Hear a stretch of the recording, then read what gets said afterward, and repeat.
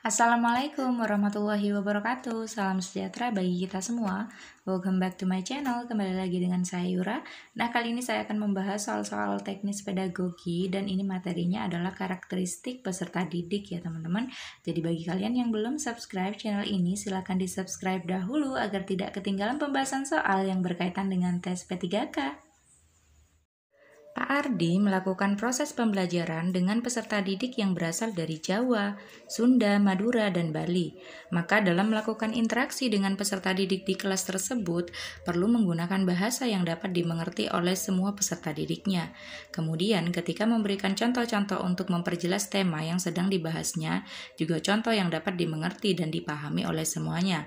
Hal tersebut menandakan Pak Ardi memperhatikan aspek. Nah, kita lihat di sini. Siswanya itu dari Jawa, Sunda, Madura, dan Bali. Jadi kan dari berbagai suku bangsa gitu ya teman-teman, atau multi etnik. Maka di sini Pak Ardi sudah memperhatikan aspek etnik ya teman-teman, karena budaya itu tidak, kalau budaya ini lebih kepada keseniannya, adat istiadatnya, dan juga kalau kultural ini artinya juga budaya ya teman-teman, sosial juga tidak, bangsa juga tidak ya teman-teman. Jadi seharusnya kalau dari berbagai etnis itu seharusnya suku bangsa. Jadi di sini bangsa saja. Ini diambil dari modul pedagogi SIM PKB P3K. Jadi ini sesuai dengan kalimat yang di sini ya teman-teman. Jadi Pak Ardi itu siswanya multi etnik. Jadi kalau tadi itu contohnya dari 4, ada Jawa, ada Madura, ada Bali, dan juga Sunda ya teman-teman. Maka dari itu Pak Ardi sudah dikatakan memperhatikan aspek etnik. Dilihat dari latar belakang pekerjaan orang tua, di kelas kita terdapat peserta didik yang orang tuanya wirausahawan, pegawai negeri, pedagang, petani, dan juga mungkin menjadi buruh. Perbedaan ini hendaknya tidak menjadi penghambat dalam melakukan proses pembelajaran. Hal tersebut termasuk ragam karakteristik peserta didik dalam. Nah, kita lihat di sini.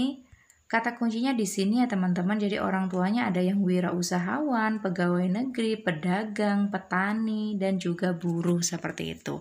Nah, biasanya pekerjaan-pekerjaan orang tua ini juga mempengaruhi penghasilannya ya teman-teman. Tentunya berbeda penghasilan pegawai negeri dengan penghasilan buruh tani seperti itu.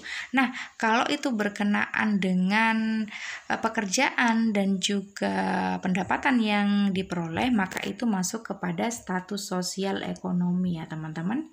Jadi di sini yang lebih masuk adalah status sosial, karena yang D hanya ekonomi saja. Minat sudah pasti tidak mungkin, budaya apalagi. Nah, di sini jangan terkecoh dengan latar belakang ya teman-teman.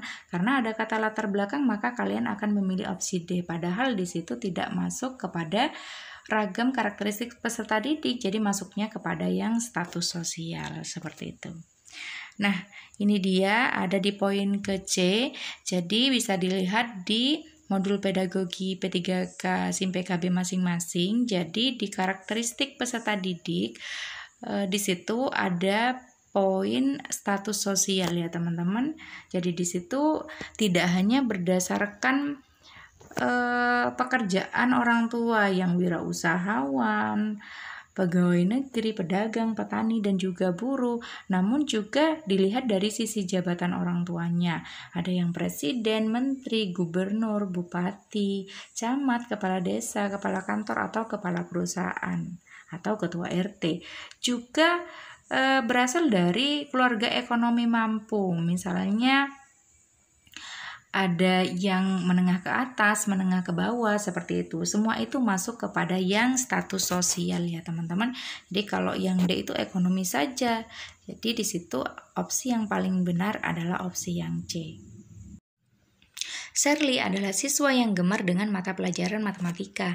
Ia selalu merasa bersemangat dan terus mempelajari ilmu yang berkaitan dengan matematika, tanpa ada perasaan terpaksa dalam belajar. Hal tersebut merupakan salah satu ragam karakteristik peserta didik berdasarkan A. Intelektual, B. Bakat, C. Minat, D. Pengetahuan, dan E. Kepandaian.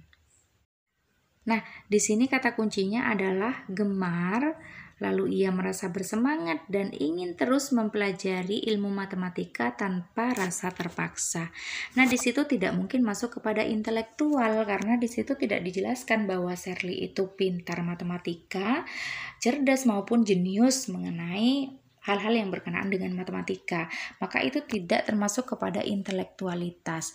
Nah, di situ bakat juga kurang masuk. Mengapa? Karena kalau bakat itu biasanya sudah tertanam sejak dini seperti itu. Jadi misalnya seorang anak itu berbakat dalam seni tari atau seni musik, jadi akan tampak seperti itu tanpa banyak stimulus yang diberikan, tanpa banyak latihan, akan terlihat dengan mudah mereka itu mempunyai bakat di bidang-bidang tersebut. Namun berbeda dengan minat. Jadi kalau minat itu perlu stimulus yang intens ya teman-teman agar menghasilkan hasil yang memuaskan seperti itu. Nah, seperti Sally di sini dikatakan bahwa ia sangat berminat kepada pelajaran matematika karena berdasarkan kasus di atas ia gemar ya teman-teman, juga merasa bersemangat ingin mempelajari ilmu matematika tanpa perasaan terpaksa. Jadi minat Shirley kepada matematika itu tinggi ya teman-teman.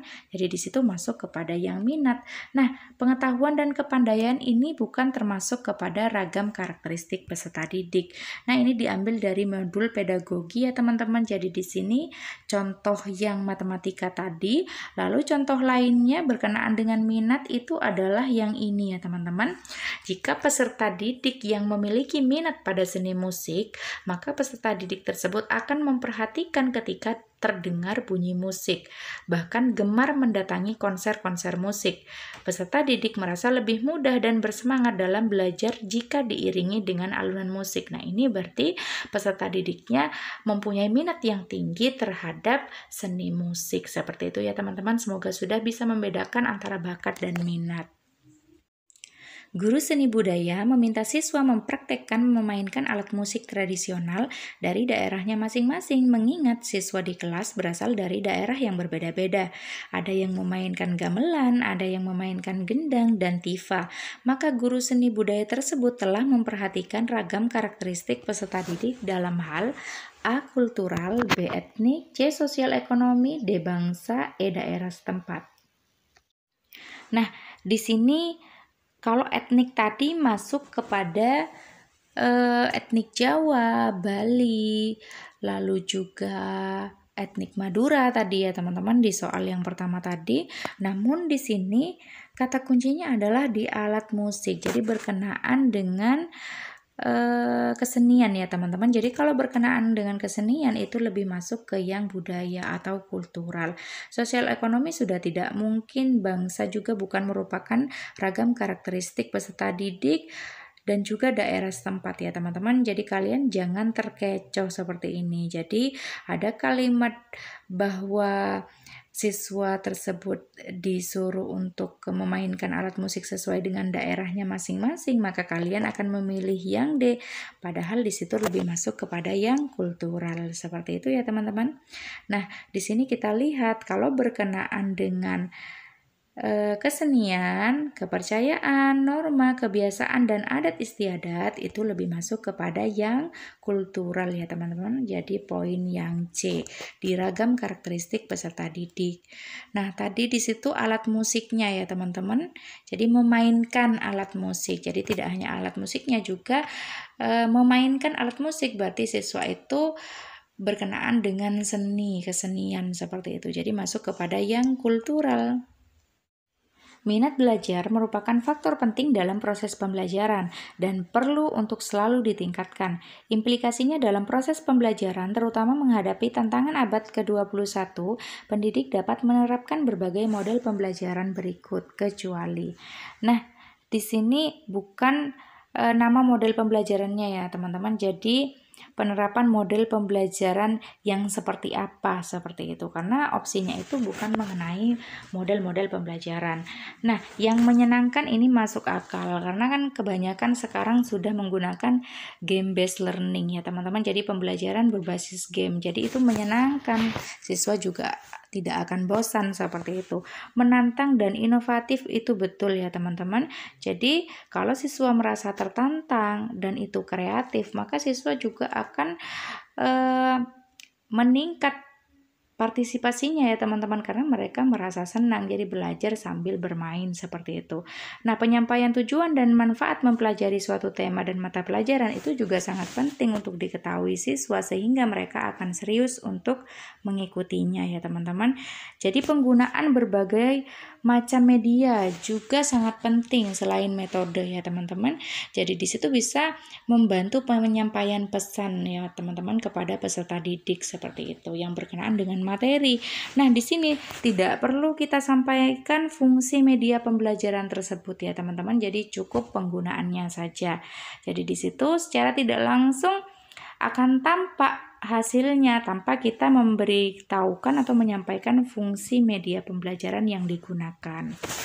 Nah, kita lihat di sini juga diambil dari modul pedagogi P3K. Jadi pembelajarannya itu yang menyenangkan, enjoyable learning. Jadi menantang dan inovatif, juga menyampaikan tujuan atau manfaat mempelajari suatu tema atau mata pelajaran, dan menggunakan berbagai media pembelajaran. Jadi bukan menyampaikan fungsi dari media pembelajaran yang digunakan. Berikut bukan merupakan cara untuk mengetahui kemampuan awal peserta didik adalah A. Post-test, B. Wawancara, C. Tes tulis, D. Proyek, E. Portofolio. Nah, di sini yang diminta adalah untuk mengetahui kemampuan awal peserta didik. Berarti kan pretest ya teman-teman, seharusnya adalah tes awal. Namun kita lihat di situ tidak ada pretest, adanya post-test. Kalau post-test itu setelah akhir pembelajaran ya teman-teman. Jadi ini kebalikannya dari pretest. Jadi tidak bisa untuk mengukur kemampuan awal peserta didik. Nah, kita lihat opsi lain yang bisa mengukur kemampuan awal peserta didik. Di situ tes tulis ini terlalu umum. Jadi tes tulis itu untuk pengetahuan bisa. Tes awal sebenarnya juga bisa, namun itu terlalu umum ya teman-teman. Jadi sebenarnya kalau tes tulis itu juga bisa di akhir. Jadi post test kan juga bisa pakai tes tulis seperti itu. Nah, kalau proyek ini penilaian keterampilan ya teman-teman, portofolio juga. Jadi ini seharusnya tugas di akhir atau di inti ya teman-teman, di inti pelajaran. Jadi ini tidak masuk seperti itu. Nah, di situ yang bisa masuk adalah yang wawancara. Namun wawancara di sini termasuk kepada yang non tes. Jadi kalau yang tes itu adalah pretest, yang non tes itu bisa wawancara. Nah, di sini sumbernya, cara untuk mengetahui kemampuan awal peserta didik dapat dilakukan melalui teknik tes, yaitu pretest atau tes awal, dan teknik non tes seperti wawancara. Jadi wawancara itu masuk kepada yang non-tes ya teman-teman. Jadi itu bisa dilakukan untuk mengetahui tes awal atau kemampuan awal peserta didik. Jadi kemampuan menjawab tes awal dapat dijadikan dasar untuk menetapkan materi pembelajaran. Seperti itu ya teman-teman. Jadi yang tadi jawabannya adalah yang B.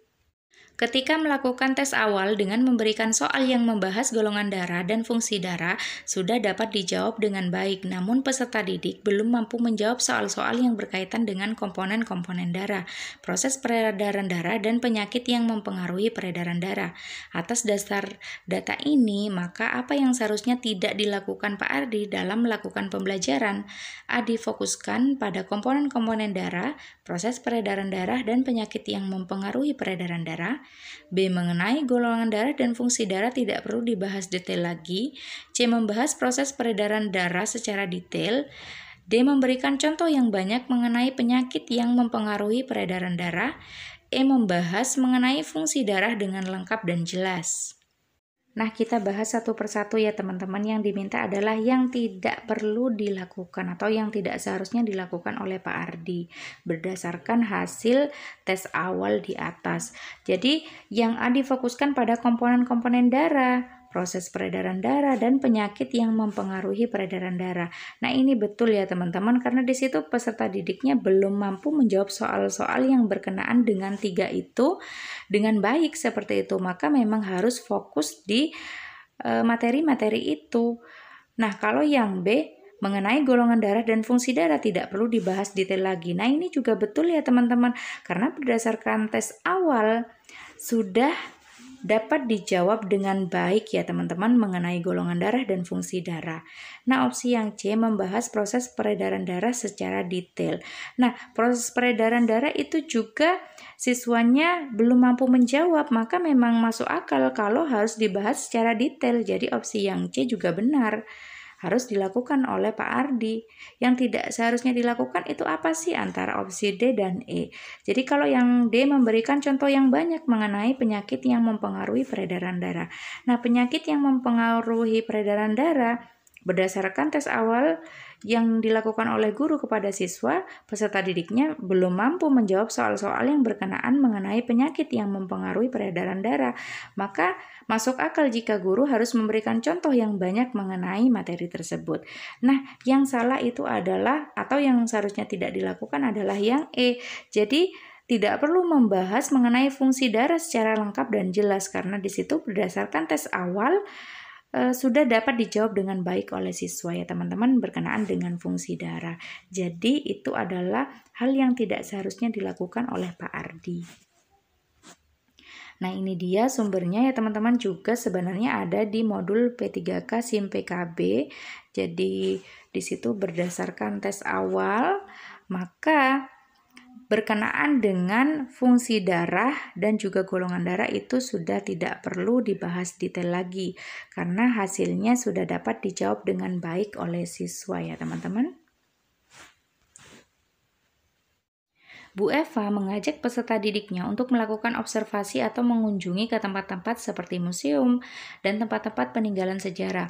Murid Bu Eva tidak mungkin memiliki gaya belajar A. Audio, visual, dan kinestetik, B. Kinestetik dan visual, C. Visual dan audiovisual, D. Auditori dan audiovisual, E. Kinestetik dan audiovisual. Nah, di sini kata kuncinya adalah observasi ya teman-teman. Jadi kalau observasi itu lebih banyak menggunakan indera penglihat kah atau pendengar. Jadi kan penglihat ya teman-teman. Juga di sini dengan melihat museum-museum, kita itu kan melihat koleksi-koleksi museum. Jadi di situ lebih ke visual. Dan juga dengan kita berjalan seperti itu, mengeksplor lingkungan di museum atau di tempat-tempat peninggalan sejarah itu masuk ke kinestetik juga. Jadi kita aktif menggunakan fisik kita ya teman-teman, berjalan dan lain sebagainya. Jadi itu bisa masuk kepada visual dan kinestetik. Nah, di sini yang ditanyakan adalah yang tidak mungkin dimiliki oleh murid Bu Eva ya teman-teman. Jadi di sini masih ada kinestetik dan audiovisual ini masih include ya teman-teman, masuk visual. Kinestetik dan visual ini justru betul. Lalu di sini ada visual dan audiovisual juga masuk. Nah, kinestetik juga masuk dan di sini masih ada visual. Jadi kan ini combination ya teman-teman.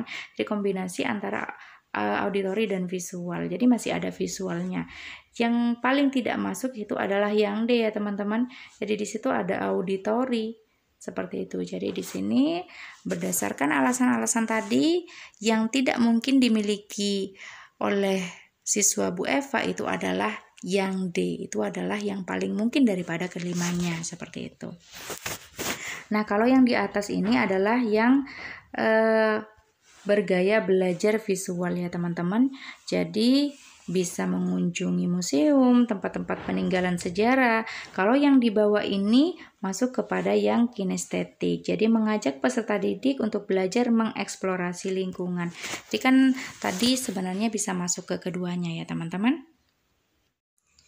Motivasi kadang timbul dari dalam diri individu itu sendiri dan biasa disebut, nah kalau itu timbul dari dalam diri individu itu masuk kepada yang intrinsik ya teman-teman. Kalau dari luar itu ekstrinsik. Nah, ini dia sumbernya. Jadi di sini berdasarkan poin A yaitu yang membicarakan mengenai motivasi. Kalau yang timbul dari dalam diri itu masuk kepada yang intrinsik. Namun kalau yang muncul karena faktor dari luar dirinya itu masuk kepada yang ekstrinsik ya teman-teman. Seseorang memiliki motivasi tinggi atau tidak dalam belajarnya dapat terlihat dari hal berikut kecuali A. Kualitas keterlibatannya, B. Perasaan dan keterlibatan afektif peserta didik. Upaya peserta didik untuk senantiasa memelihara motivasi yang dimiliki itu adalah opsi yang C, yang dia menjaga motivasi diri, dan E. Intelektual yang dimiliki masing-masing individu. Nah, di situ yang diminta adalah yang kecuali ya teman-teman. Jadi kalau dilihat dari kualitas keterlibatannya, maka semakin bagus kualitas keterlibatan mereka, maka itu berarti peserta didiknya mempunyai motivasi yang tinggi. Juga berkenaan dengan perasaannya ya teman-teman. Jadi kalau perasaannya senang seperti itu, enjoy, maka bisa dibilang dia mempunyai motivasi yang tinggi.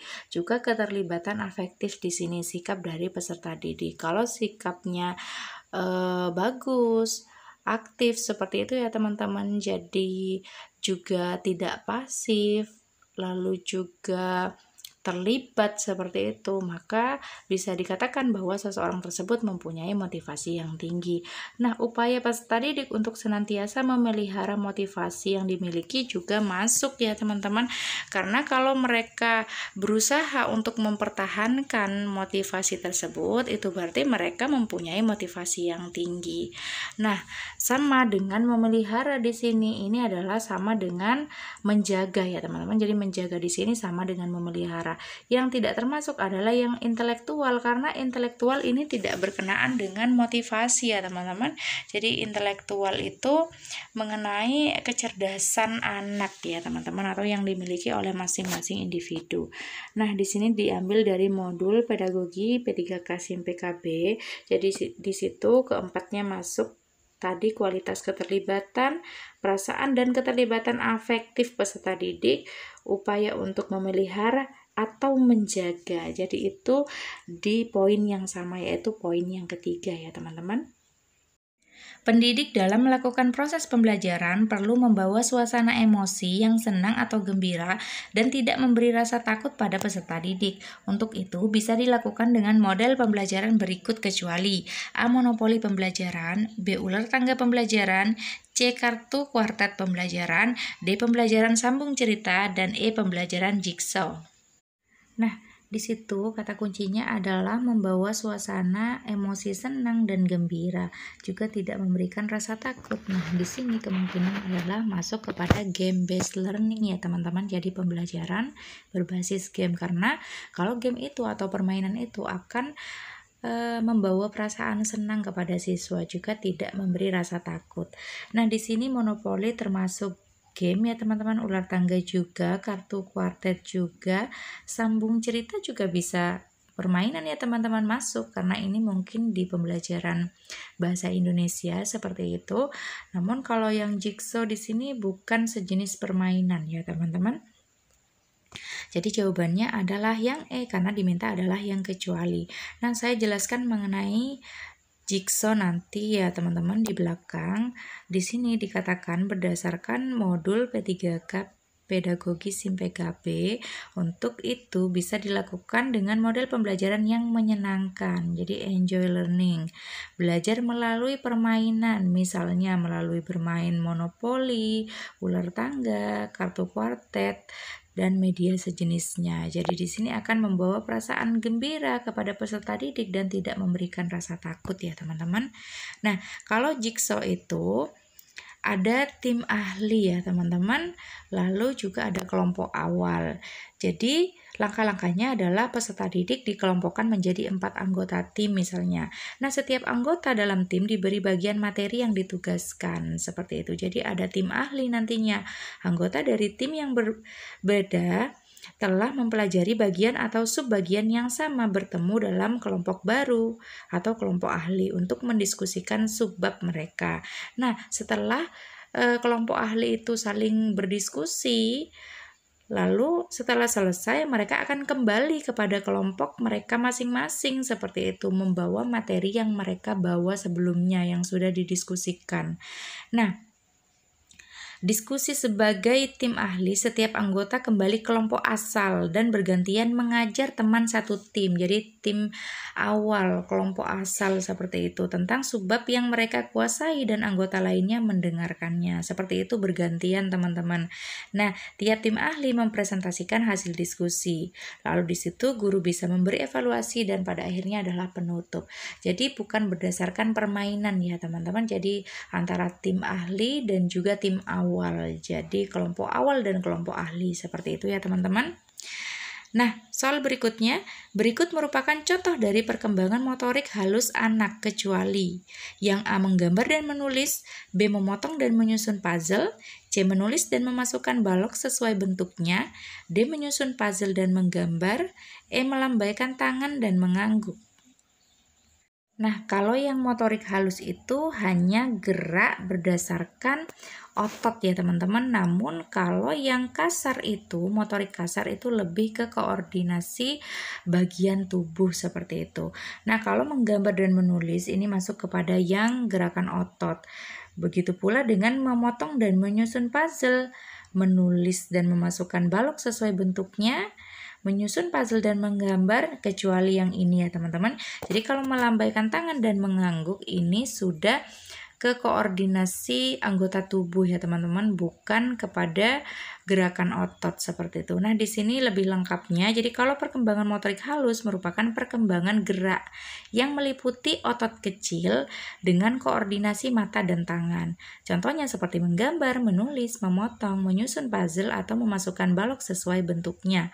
Nah, kalau motorik kasar itu apa sih? Jadi merupakan perkembangan gerak yang meliputi keseimbangan dan koordinasi antar anggota tubuh. Jadi bukan otot kecil, namun koordinasi antar anggota tubuh seperti merangkak, berjalan, melompat, atau berlari. Nah, contoh lain kalau masih bayi, pertama kali akan belajar untuk mulai membalikkan badan. Jadi belajar merangkak, baru berbicara seperti itu ya teman-teman. Jadi itu masuk kepada yang motorik kasar. Nah, jadi jawaban untuk soal yang tadi, melambaikan tangan dan mengangguk itu masuk kepada yang motorik kasar, karena di situ yang diminta adalah yang kecuali.